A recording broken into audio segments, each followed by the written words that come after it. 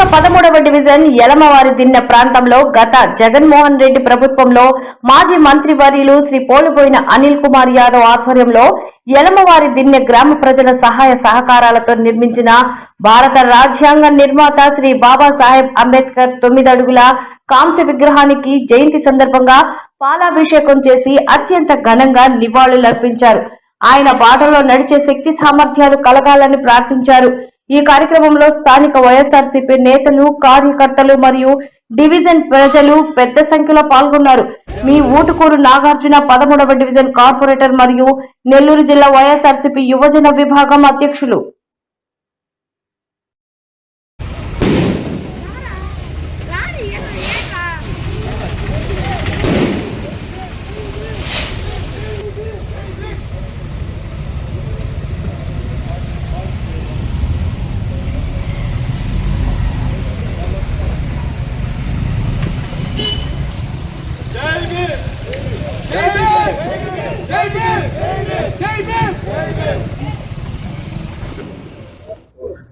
ఓకేనా,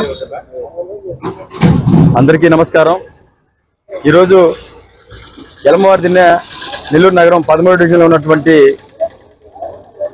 అంబేద్కర్ గారి 9 అడుగుల కాంస్య విగ్రహానికి పాలాభిషేకం చేసి ఘనంగా ఆయనకి జయంతి నివాళులు ఈరోజు అర్పించడం జరిగింది.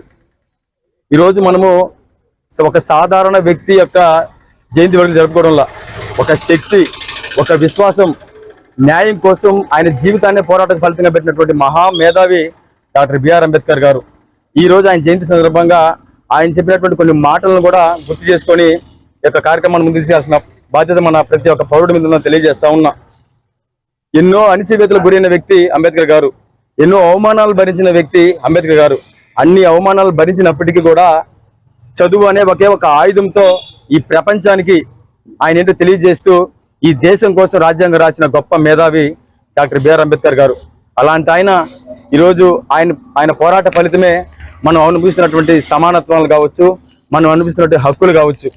ఇవన్నీ ఎవరో మనకి ఇచ్చినట్టు బహుమతులు కాదు, కేవలం అంబేద్కర్ గారి యొక్క పోరాట ఫలితమే ఈరోజు మనం అనుభవిస్తున్నటువంటి రాజ్యాంగం. ఎందుకంటే అంబేద్కర్ గారు అంటే ఒక చరిత్ర. ఈరోజు ఆ చరిత్రని ప్రతి ఒక్క పౌరుడు తెలుసుకోవాల్సిన బాధ్యత ఉంది. పార్టీలకు అతీతంగా, మతాలకు అతీతంగా, ఊరు, వాడ, పల్లె ప్రతి ఒక్క దగ్గర కూడా అంబేద్కర్ గారి చరిత్ర గురించి తెలుసుకోవాల్సిన పరిస్థితులు ఉన్నాయి. ఎందుకంటే ఈరోజు అంబేద్కర్ గారి జీవితమే ఒక పోరాట ఫలితం.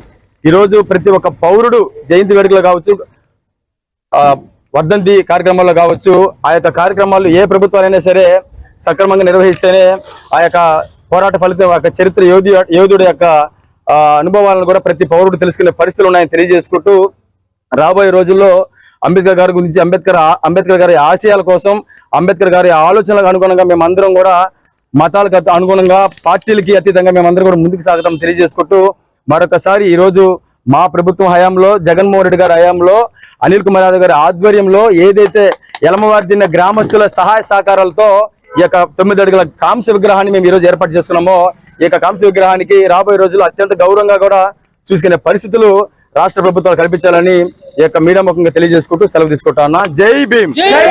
జై భీమ్.